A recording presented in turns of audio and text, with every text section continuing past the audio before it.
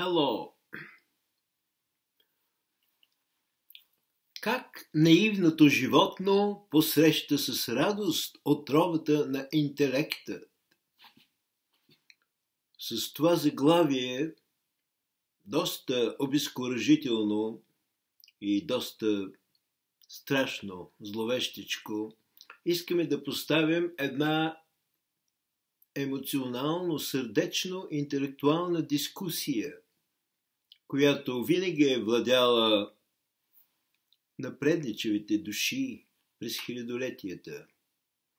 Въпреки вашата повсеместна деградация, не по ваша вина, по вина на дигиталната парадигма, искам да поставя началото на една интелектуална, сърдечна дискусия.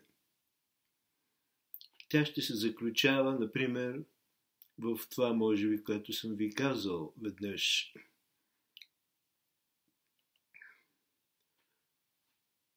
Какви са предимствата, които интелектът създаде на човешкото общество и на човекът, и какви са недостатъците?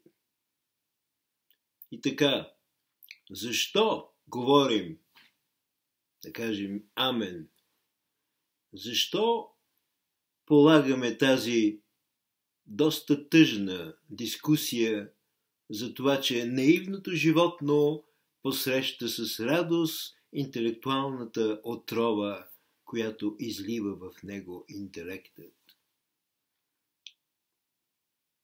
Тук ще започнем с разграничението между това.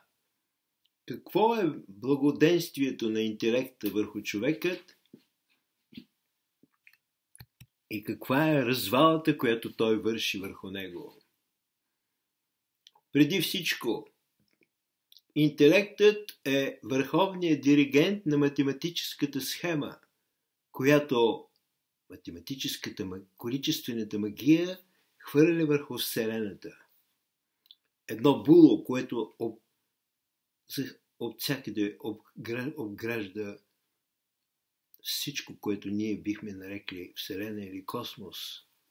Едно тънко, прозрачно и все пак извезващо свои закони и алгоритми було, наречено математика. Но да го наричаме було, да наричаме було математиката е твърде елементарно. Истинското име, че тя е количествената магия, която се хвърля върху Вселената, която се хвърля върху разнородните индивидуалности. Вашата индивидуалност, моята индивидуалност, индивидуалността на тези атоми, на тези молекули, индивидуалността на Праша де Грейт, на пруският велик крал Фридрих II, индивидуалността на Исус Христос, индивидуалността на такива дегенерати, като демонични обзети дегенерати, като Хитлер, като Сталин. Всички тези различни индивидуалности не са интересни за математиката. Количествената магия на математиката се състои в нейното homogeneity, в нейната хомогенност, т.е. в нейната еднородност. Няма, и друг път съм ви казвал, няма значение дали ще се опитваме да съберем 3 галактики, 2 атома, един политически лидер, един гениален математик като Гьодел или Алан Тюринг, един композитор като Бетовен. Не, ние казваме, те събират елементите. Композиторът е един, двете галактики и 2 правят 3. Или кой си математик Гьодел или Тюринг правят още 2, 5. И така събират се примерно 11 елемента и тези 11 елемента много лесно започват да се манипулират. Какво значи манипулират? Ами можем да ги построим като уравнение, като равенство, да означим някой от индивидуалностите с Хикс, с неизвестно, а другите като известни и да почнем да изчисляваме, че от каквото от едната страна на равенството трябва да се получи същото, каквото и от другата. Това е една от тривиалните трикове на математиката. Количественото було, което се на хомогените, което се хвърля върху света. Количественото було на еднородността. Но всеки вътре в себе си е една индивидуалност. Индивидуалността не е хомогените, не, тя е хетерогените. Тя не е еднородност, тя е многородност, тя е разнородност, където всяко нещо носи своята индивидуалност, а индивидуалното за нещастие на човешкото все още ограничено познание, индивидуалното е безкрайно. То не се помества в тясната рамка. Индивидуалното не се помества в тясната рамка на симетрия, хармония и пропорция. То е асиметрично. То надхвърля границите на симетрията. И така, най-общо казано, можем да обобщим, като начало на първа точка на дискусията е от съвсем птичи или космически поглед, какво върши интелектът всъщност, като един върховен диригент на математическата, на математическата или на количествената страна на света, на количественият изглед, който хвърля математиката върху света. Един от големите мислители и един от големите математици, Едмунд Хусерл, казваше, че в своята книга Кризисът на трансценденталната наука и съдбата на европейската философия се казваше, че математизацията на природознанието, това, че всичко химия, физика, биология, даже и психология и старите понятия за дух и материя, всичко се опитва да се сведе до изчисление, води до едно голо количествено знание, което създава голи количествени хора. Тоест той подсказваше, че интелектът, този върховен диригент на това математическо було, което от всякъде покрива света и всъщност придава математическа втора форма на непознаваемата сега индивидуална форма на нещата, този интелект, той разхубавява науките, но загрозява душата, загрозява сърцето. Ето това е интелектуалната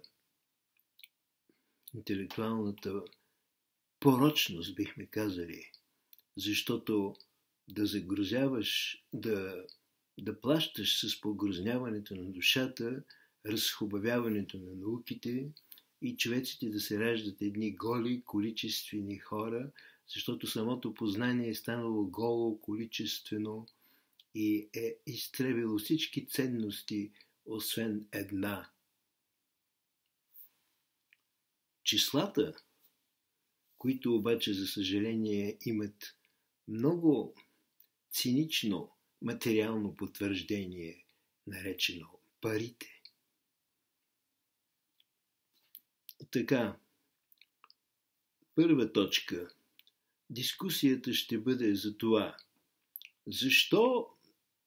Защо интелектът наистина трябва да погрознява, трябва да печели своите открития и своите удобства, чрез които технологията прави така удобно човешкото съществуване, защо тя трябва да се заплаща тези безкрайни удобства и, бих казал, гризоти и разглезвания, които правят човешкият феномен така разглезен, така безгрижен, така опиянен от способностите, които му се предлагат, от възможностите да се чувства безграничен, господар, да чувства така, че сякаш цялата Вселена работи за него. Всичко това, защо да се заплаща с едно погрозняване на душата? Някой би казал, защо? Та душата не е ли всъщност един епифеномен на тялото. Душата не е ли всъщност усещанията на тялото? Ако съберем всички усещания на тялото, вътрешно и външно, от всякъде, ако съберем всичките ни видове усещания, аромати, вкусни ястия, прекрасни вина, танци, тържества, стара и нова, класическа и модерна музика, независимо от техните вътрешни конфликти, в края на краищата, както би възкликнал Волтер, има ли нещо по-прогресивно, по-достойно и по-изобщо достойно за възхищение от това место да живеем като диваци в горите и на наколни жилища, да имаме дворци, по-късно небостъргачи, ракети, само че тук способността за познание ражда едновременно с безкрайните удобства на човешкият живот, ражда и една неизтребима нужда от някаква несъществуваща допреди дарът на свободата и на познанието да бъде дадена на едно недостойно биологическо животно. Появява се чувството за human wickedness, появява се чувството за една злоба, човешката злоба. Човешката злоба, която не може да се обясни с нищо друго, освен това, че интелектът, когато навлиза в наивното биологическо животно, казваме, че той носи интелектуалната отрова, защото както отровата разяжда металите, силните киселини, сярната киселина или натриевата основа, даже металите се разяждат, така много по-крехките животински инстинкти се разрушават от интелектуалното нападение. Тези животински инстинкти наполовина се разрушават, но наполовина, слава Богу, бихме казали в началото, окуражени, те всъщност се трансформират и те изведнъж се разгръщат, те стават разкрепостени. Интелектът не толкова разрушава инстинктите, колкото ги разкрепостяват, прави ги свободни, т.е. прави ги от инстинкт за едно към инстинкт за много неща.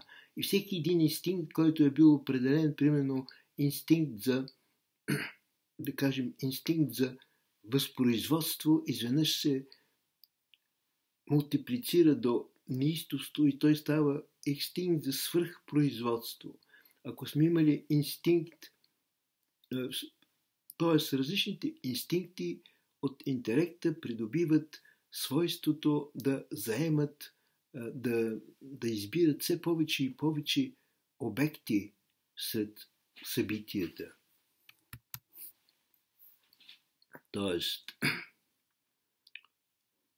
това на пръв поглед е много хубаво, защото инстинктите порастват, обаче инстинктите за самосъхранение се включват до себе си инстинктът, примерно, за агресия и инстинктът за бягство. Защото животното умее по два начина да се спасява от бягството или да спасява себе си, да съхранява себе си, нали? Или като напада, когато е по-агресивно, или когато чувства, че е по-слабо, да бяга.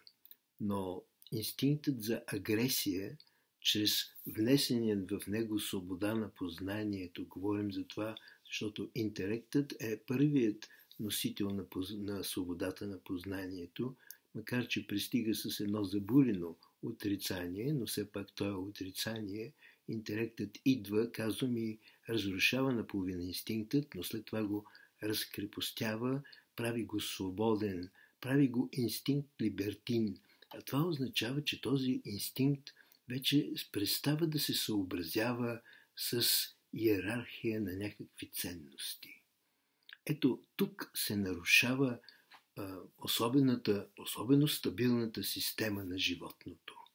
Животното е изградено от иерархия, на ценности, макар че той няма съзнание за тези ценности, но животното е изградено от такава частична иерархия на ценности, която го вгражда в общата иерархия на ценности на дадена вселена или на даден свят.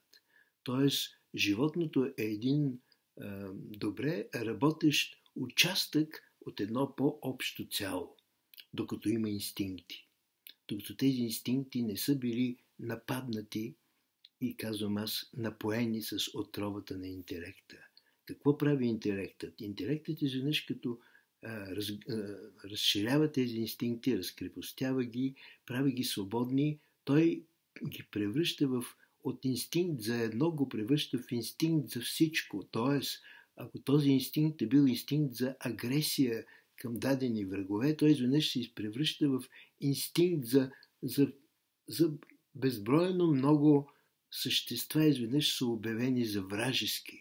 Инстинктът просто започва да изпробва своята сила, своята интензивност.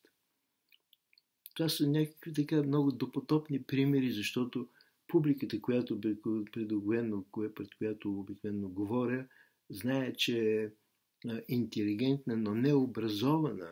Т.е. образованието се свежда до карат учениците да заучават думи и понятия, които не разбират още в малка възраст, а когато пък пораснат, те се превръщат само в придатъци на изчислителните машини, на компютрите, така че образованието е много, много деформирано. А от друга страна пък самите субекти, момчетата и момичетата се раждат безкрайно будни, интелигентни и с много бързи реакции. Но бързината още не е критерий за разбирането висше, което носи, иначе е носила винаги тази реч, този логос, този език на понятията, на идеите, който е разбрал езикът на ДНА. Езикът на ДНК, казахме, не се разбира чрез самия себе си, а чрез един по-висш език. Това е езикът, чрез който сега аз ви говоря. И така, да завършим първото маршрутно видео с тази точка, че интелектът, като разкрепостява инстинктът, той го прави инстинкт за много събития. Инстинкт, който е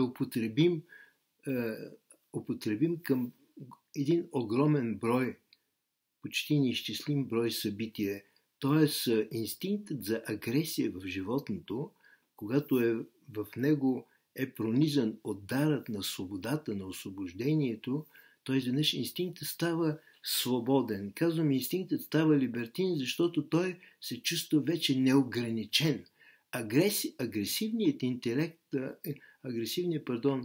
инстинкт на тигъра или на лъвът, когато е пронизан от свободата на познанието, която е свободата да можеш да разполагаш с отрицанието, както много пъти съм казал, а това отрицание превръща събитията като в мишени за разрушение. Ето как инстинктът за агресия към някакво същества се превръща в инстинкт за агресия изобщо. Инстинктът за агресивност става инстинкт за всякакъв вид агресия.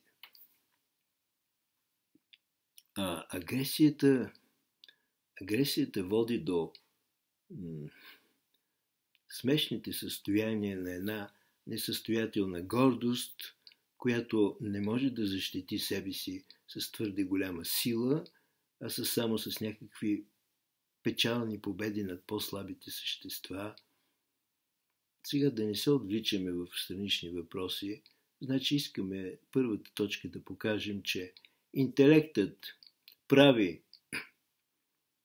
инстинктите свободни, разкрепостени, либертини, по този начин им дава необятна власт, власт, която вече се нарича под едно много по-благовидно име властта на любознателността. Инстинктът за агресия се превръща в инстинкт за любознателност, когато той от агресия към инстинкт за агресия към 1 или 3 състояния изведнъж се превръща в инстинкт за агресивен инстинкт към велик брой събития, към милиарди и секстилиони събития стават изведнъж мишена на този разкрепостен инстинкт за агресия. Но това, което на животното и на нас, на хората, ни изглежда като агресия, то всъщност насочено към толкова милиарди обекти в Вселената, вече не е някаква безплодна агресия, а то е инстинкт за познание, инстинкт за любознателност. Така че разликата между това дали сме агресивни или любознателни в далечните и огромни измерения на разкрепостеният вече агресивен инстинкт започва да изчезва, да намалява. Агресията е агресия, когато сме агресивни към дадени конкретни същества. Но тази агресивност, която е изстрелването на една огромна, свободна, носеща със собствено свобода на отрицанието енергия, това е значи една свободна, отрицателна, разрушителна, но същевременно и преправяща път към съзидателност, енергия, която е устремена към милиарди обекти. Ето как инстинктът за разрушение се превръща в инстинкт за любознателност. Този инстинкт за любознателност се слави с това, че пред него няма прегради. Той не обича ограниченията. Той, че не обича ограниченията, го прави от гледна точка на нашите стари традиции безнравствен, аморален. Т.е. той не признава никакви ограничения, защото той е роден да бъде свободен и по пътя на една настъпателност, която носи старото име конотация агресия, всъщност е един неспирен, изстрелян далече в безкрайността на нещата способност да ги доближава, частично да ги разрушава и по този начин да разбира тяхната структура. Да разрушава структурата, но същевременно към него се насочва един друг инстинкт. Това е инстинктът вече, благородният инстинкт, който се носи заедно с инстинкта за отрицание. Аз и друг път съм ви говорил, че отрицанието бива както съзидателно, така и разрушително. То е първо разрушително, демонично отрицание, но след това веднага носи в себе си и втората си страна да бъде тип ангелично отрицание, т.е. отрицание, което като се опитва се да изчисли, да обмисли тези разрушени части от някаква стара конструкция на универсума и да я представи като някаква нова. Така че разликата между агресия и любознателност започва да става мнима. Това е очарованието на инстинктът. Но аз казвам отрова, защото това е вече втора точка. Той инстинктът разхубавява науките, инстинктът създава безкрайно много нови обекти в света, благодарение на своята разкрепостения инстинкт, благодарение на своята всепосочност и всенасоченост. Или пък даже да вземем един инстинкт за обич. Инстинктът за любов към един се превръща в инстинкт за любов към всичко, любов към всеки го. Значи, вижте благородната част на тази всеобща, на дара на познанието, който прави всеки инстинкт, го разкрепостява и го прави инстинкт либертин. Само, че ако инстинктът е за обич и за съзидателност и за нежност, той се обръща с нежност. Той вижда всички същества в света достойни да бъдат облагодетелствани от една нежност, от милосърдие и съчувствие. Но ако той е инстинкт за агресия, той е инстинкт преди всичко, който е роден да ги разрушава. Така,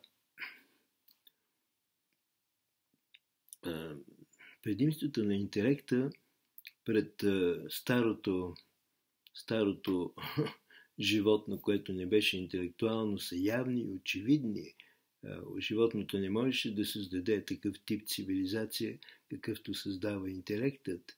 Но там е работата, че интелектът, подчинен като главен диригент на количествената страна на познанието, игнорира индивидуалните особености на всички тези факти и събития, върху които той, като е метнало булото на еднородността, е загубило тяхната хетерогенност, загубила тяхната разнородност, т.е. загубила тяхната индивидуалност. И тук вече настъпва един конфликт на това, че коефициентът на общност, който се дирижира от математиката, от симетрията, хармонията и пропорцията. Коефициентът на общност означава, че математиката разчита да търси общото между нещата. Не само математиката, изобщо голямата част от познанието търси този коефициент на общност между събитията, благодарение на което може да се изведе някаква обща формула. И тази обща формула, наречена днес модерно алгоритъм, тя позволява да се борави и да се манипулира и изобщо да се познава, да се навлиза по-навътре в много области. Но тук тя има и своите слабости, защото коефициентът на общност продължава да игнорира този коефициент на индивидуалност, който носи всяко едно събитие, върху което е метнато омагьосващото количествено було на хомогенността. И сега, доколкото за втора точка ще оставим за друг път, за пак на втората част, като на това кратко видео, че този път ще говорим за предимствата пък, които има сърцето и душата, които на пръв поглед нямат тази външно демонстративна мощ на интелектът, но затова притежават една вътрешна, интериорна, напров, не толкова сетивно демонстративна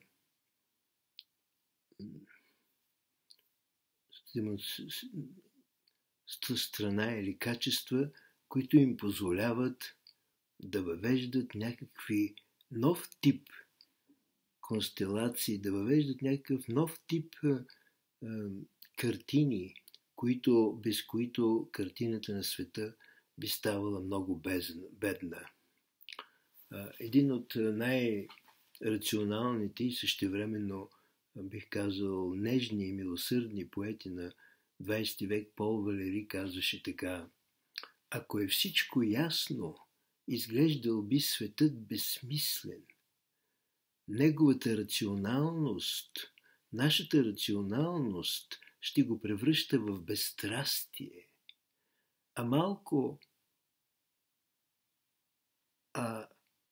Малко страдание е дар за всяка плът.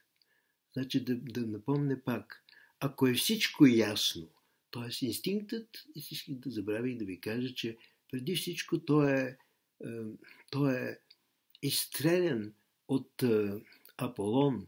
Аполон е този, който стреля да въведе една рационална яснота, макар и студенина между събитията. И всичко изстреляно с лъчите и стрелите на Аполон придобива една безкрайно красива, точна, но и студена яснота, която не оставя място за вълнението, от което се нуждаят живите и пулсиращи същества. И в този смисъл, когато Пол Валери казва, ако е всичко ясно, в смисъл рационално ясно, изглеждал би светът безсмислен, нашата рационалност ще го насища с безстрастие, а малко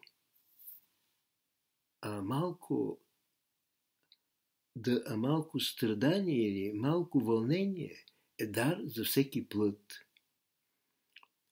Е дар за всяка плът. Тоест, сложното съединение между духът и материя, наречено тяло. Тялото е един много сложен организъм, който е изграден от повсеместната работа, задружна, истински колективна работа между духът и материята. Това тяло ще се чувства някакси ощетено, защото то ще бъде твърде много рационално, смазано, машиноподобно, но ще изчезне това вълнение, смущение, тази развълнуваност на душата и на сърцето, която заедно с пулсацията въвежда всъщност, въвежда този привкус, този нюанс на живота, който го прави много по-интересен и който някак си въвежда едно вече второ, освен естетическо, едно етическо смислие, въвежда някаква нов критерий, че съществото не е достатъчно само да бъде машиноподобно и да е рационално и ясно, но то се нуждае и от светлосенки, то се нуждае от нещо, което изведнъж, то се нуждае от трепетите на големите страсти, които са вълнението, очакването, надеждата, безнадежността, трепетите на смущението на Хамлет, когато узнава, че е принуден, за да стигне до истината, сам да стане убиец. Тук се появява вече драмата, а драмата и трагедията, те са свързани с нещо, което е различно от логиката на интелекта, което е логиката на сърцето. Паскал, заедно с Декарт, двамата най-големи гении, гениални мъже, математици и същевременно душеведци и учени на Франция, Паскал е първият, който, виждайки едностранчивостта на интелекта, на интелектуалната логика, се опитва да създаде логика на сърцето, logique du cœur, към logic of mind, да прибави the logic of heart, логика на сърцето. Логиката на сърцето вече изисква, появяват се други критерии. Тя иска само да обогати логиката на интелекта, защото интелектът сам е недостатъчен да създаде един толкова пълнокръвен свят, какъвто е пълнокръвен светът на човека. Забележете, човекът, това неимоверно същество, което твори наука, количествена, но и качествена, което твори наука, изкуство, технологии, създава толкова невероятни удобства за съществуване, но и същевременно създава толкова прецизни оръдия и начини за самоунищожение.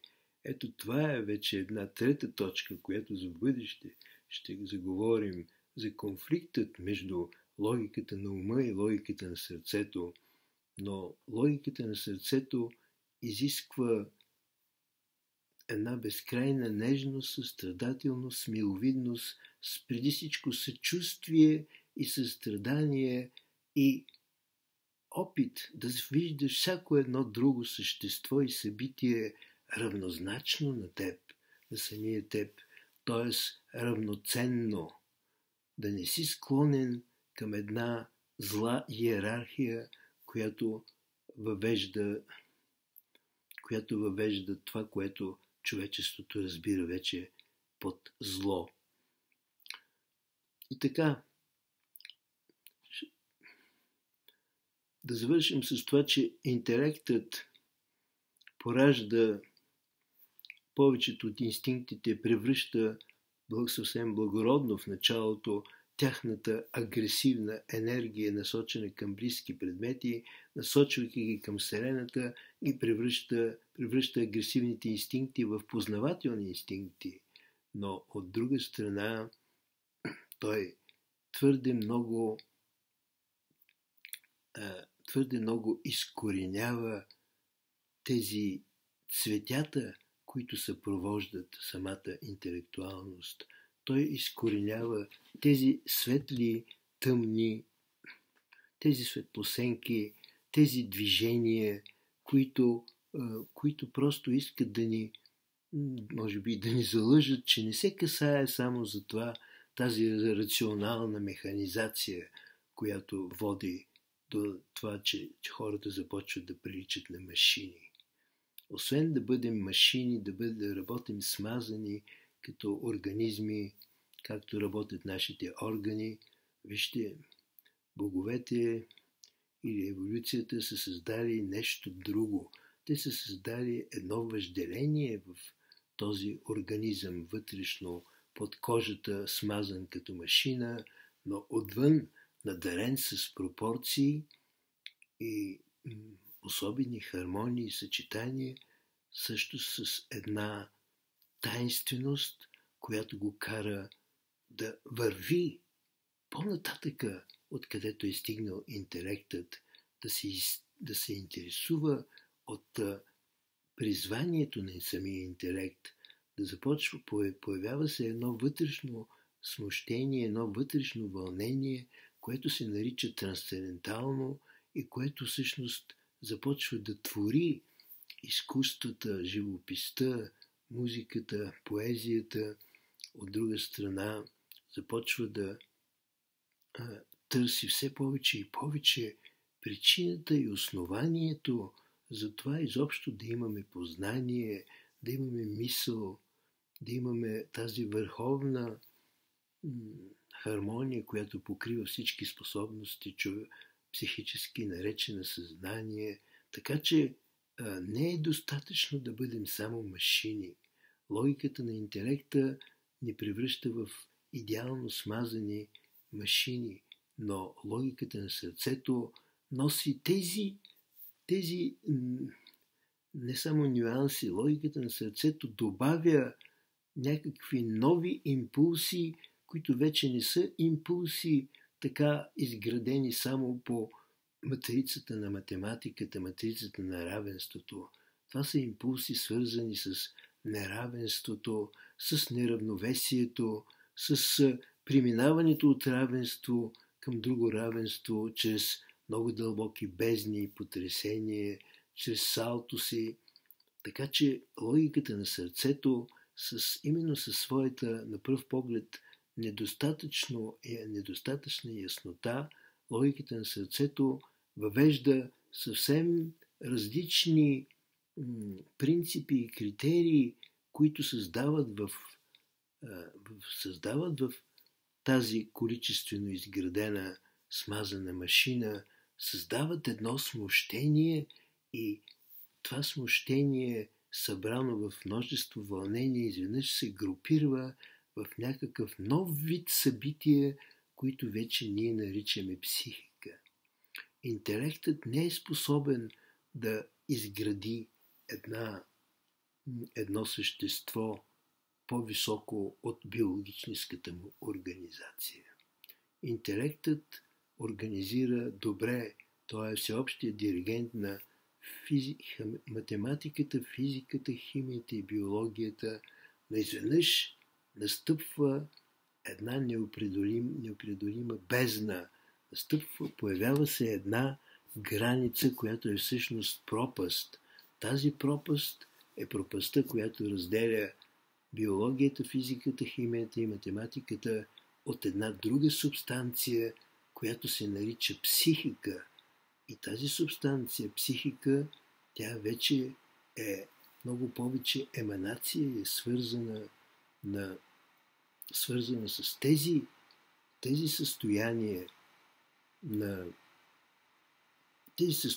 които надхвърлят крайните ограничения на биологията, които надхвърлят тези твърде много рационално съгласувани механизми на заповеди, на подчинение, на въпроси, на отговори.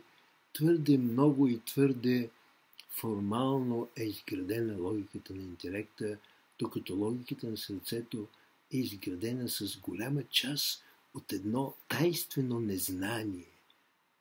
Незнанието въвежда една тайнственост, която стимулира още по-дълбоко от яснотата, още по-дълбоко изстрелва и ни стимулира към по-дълбоко и по-безкрайно търсене. Това търсене, което е свързано вече с много болезнени и трагични неща, вече с драмата. С една дума, ако интелектът изготвя картината на душата като симетрия и като комедия, то логиката на сърцето въвежда едни нови критерии. Това са вече критериите за асиметрия, за на пръв поглед дисхармония. Това са критериите за някаква асиметрична стреловидност, чрез която ограничената симетрия изведнъж получава безграничен летеж. Т.е. изведнъж логиката на сърцето повежда готовата машина, е готова да я поведе към простори, които вече не са рационално смазани и не са рационално прояснени. Логиката на сърцето чрез изкуството и чрез мистиката и чрез трансцендентализма, трансценденталното познание е това, което стои на границата между знанието и незнанието. С една дума, логиката на сърцето прави не само животът по-интересен, по-авантюристичен, но тя въвежда главната авантюра да се търси самото основание на познанието. Главната авантюра е всъщност да се търси смисълът, който постоянно ни заплашва с едно безсмислие, защото всичко, което открие дадена наука, като логика на интелекта, въвежда една ясна картина, но за тази ясна картина веднага се появява една бездна на неяснота. Тоест искам да кажа, че всеки успешен именно опит да открием някъде даден смисъл, веднага до него автоматично израства една безкрайно висока стена от безсмислие, която изисква отново да строим смисъл по-висок, за да можем да преодолеем тази стрела. Исках да кажа, че логиката на ума, като общо сумирана логика на сърцето, логиката на сърцето като общо сумирана логика на страстите, на изкуствата, особено на музиката, на поезията, въобще всички изкуства, тя въвежда нов тип смущение и нов тип вълнение, които вече претендират за безкрайност, които вече не са задоволени с това да строят крайни и самодостатъчни в себе си вещества или машини, които добре изпълняват своята роля. С една дума, тук се появява едно, чрез изкуствата и чрез таинството, което въвежда логиката на сърцето, се въвежда един нов критерий, свързан с познанието, и това е критерият за таинствеността. Защото таинствеността е тази, която би могла да бъде способна да се преборва с безсмислието. Забележете, значи, смисълът, който се появява като резултат от рационалните усилия на интелекта, той именно поражда смисълът и той изгражда дадена цивилизация и може да изгражда и цяла Вселена. Но в тази Вселена има нещо, което е недостатъчно.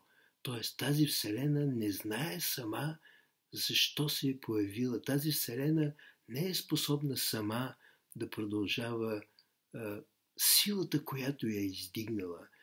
Тоест от творческата сила, която е създала тази Вселена, изведнъж се е измъкнала и се е скрила. Ето защо изкуствата и трансценденталните науки и изкуства, трансценденталният начин на познание, като сумирана логика на сърцето, те се стремят да по-добре да очертаят това второ, ново и по-висше и много по-трагично вълнение, което вече извежда човешкият феномен на нови хоризонти, където става по-страшно, защото там на границата между знанието и незнанието, изведнъж незнанието ни изглежда много по-искрено и много по-огромно от знанието. Тогава ние разбираме, че все още не знаем достатъчно, за да можем да седнем спокойно на троновете на боговете. Ето защо вечният импулс да бъдем неудовлетворени от рационалното познание се носи не от интелекта, а от сърцето. И ако интелекта и сърцето не се струват, че много пъти вследствие когато хегемонията на интелекта затрупа дадена планета, както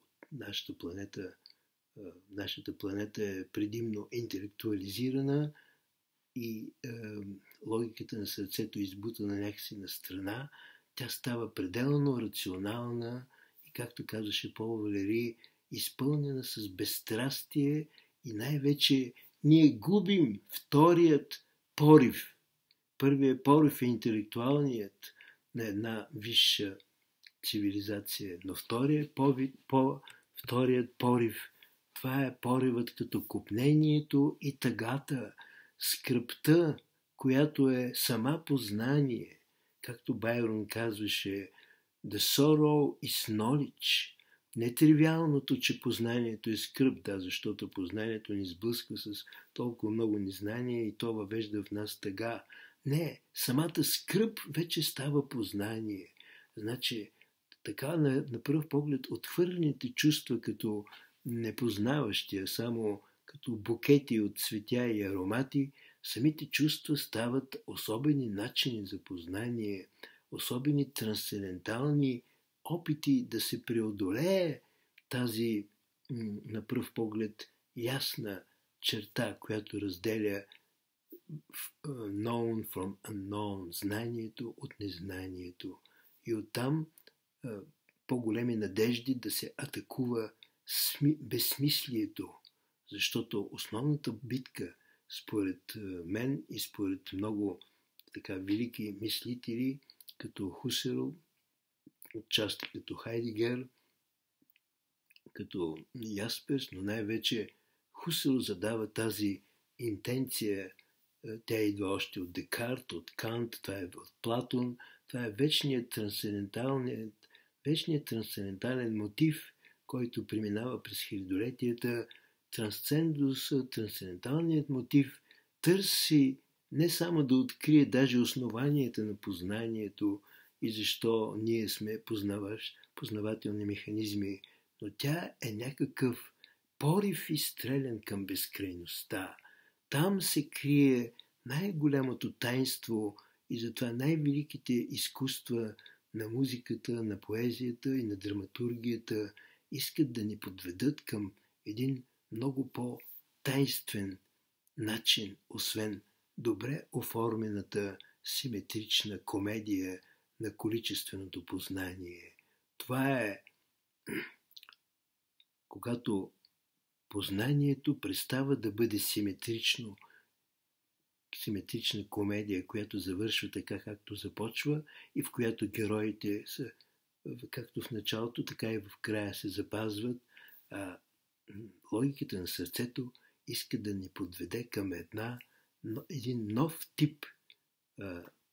тип картина на душата и на света, на световете и на Вселената.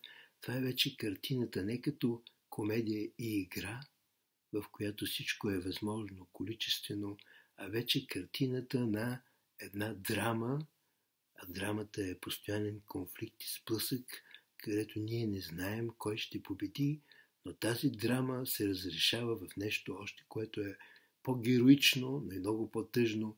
Това е трагедията. А тайната на трагедията, това е тайната на душата, защото в трагедията постоянно изчезват тези елементи, които в комедийната игра на количествената наука остават винаги. Значи, логиката на ума трябва да се свързва с логиката на ума и логиката на интелекта. Това е логиката на науката, предимно като логика на математиката, която се интересува от едната страна на познанието да може да се появи същата стойност, каквато е била и в другата страна на познанието, докато логиката на трагедията изисква нещо съвсем друго. Тя престава с тази крайност, защото крайността се основава на комедията и на принципът на играта, а безкрайността изисква преминаването на общата картина на света и на душата, и на човекът, и на интелектът, от общата картина на едно същество крайно, добре смазано и работещо, към едно същество, което става безкрайно, защото изчезва в безкрайността.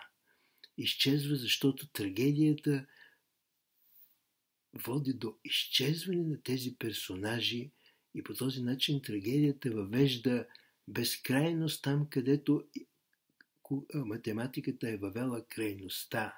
Крайността е симетрията, която завършва така, както започва. Един от най-очебийните примери за науката като симетрия, това е математиката, това е всъщност комедията. Комедията е театралността. Ако искаме да изобразим математиката като някакъв вид пиеса, като театър, трябва да я назовем комедия. Но ако искаме да назовем общата картина на интелектът и на сърцето, събрани в един невообразим, невероятен феномен, какъвто е човекът, трябва да кажем, че общата картина тук вече на математиката, съюзена с логиката на сърцето, вече не е комедията, която завършва така, както започва и не дава жертви, а това е вече картината на Вселената като драма и самата Вселена се появява вече като трагедия. А трагедията е тази, в която постоянно главните герои се оказват, че не са безгрешни, напротив са грешни и са длъжни да изчезнат, за да може на тяхно място да се появят трансценденталните истински архетипи, да се появят оригиналите. Така, ако майката на Хамлет е била неистинска майка, защото не е останала верна на своя съпруг и на своя син, а е прелюбодействала и се е оженила за братът на краля, на бащата на Хамлет, значи тя е изневерила на идеалът за майката и затова тя е длъжна да изчезне. Кралят Клавдий е убил, имаме братоубийство. Това братоубийство е накарало бащата на Хамлет да бъде убит и да изчезне. Значи втори обект изчезва. Но ако Клавдий е убиец и ако Хамлет е един обикновен датски принц, ако нападне Клавдий и отмъсти, всичко ще бъде нормално. Значи убийство за убийство, отмъщение за убийството, отмъщение за престъплението, но тук изведнъж се появява тази логика на сърцето, която е забранила на Хамлет да се превърне нещо като в съвременен робот, и аз го наричам Хамлет Beyond Zero and One. Хамлет отвъд да и не. Хамлет отвъд нищо и нещо. Тоест Хамлет се ражда от смущението, колебанието и отказът да извърши веднага да реализира отмъщението. Защото, разбирате ли, Хамлет щеше да остане един обикновен датски невзрачен, както подобен на всички други датски принцови, ако той е на убийството на баща си, след като разкрие убиеца, гледа час по-скоро да отмъсти. И такава е първата интенция в Хамлет. Да, но Хамлет се ражда като най-висш герой на Шекспир, когато той се отказва в началото и до края да бъде автоматичната реакция на акцията на убийството. Значи биологията, физиката, химията, те боравят по един много елементарен начин, акцио-реакцио, активност и отговор. Тоест имаме една акция на убийство и реакцията на убийството трябва да бъде наказание. Хамлет разбира, че всъщност това би било най-лесно, но той изведнъж се ужасява от собственото си, вече наречено трансцендентално прозрение. Той разбира, че може би ще достигне до по-голям смисъл, ако се откаже веднага да отмъщава, защото той се ражда от отказът да бъде автомат. Ето, това показва логиката на сърцето, пречи на логиката на ума на Хамлет да бъде автомат, т.е. веднага да отвръща на акцията с реакцио, на убийството с отмъщение. Това е твърде елементарно, защото то е твърде механично, то е твърде предварително изготвена програма, т.е. тук липсва творческата фантазия Мунди, която е творческата фантазия на самия индивид.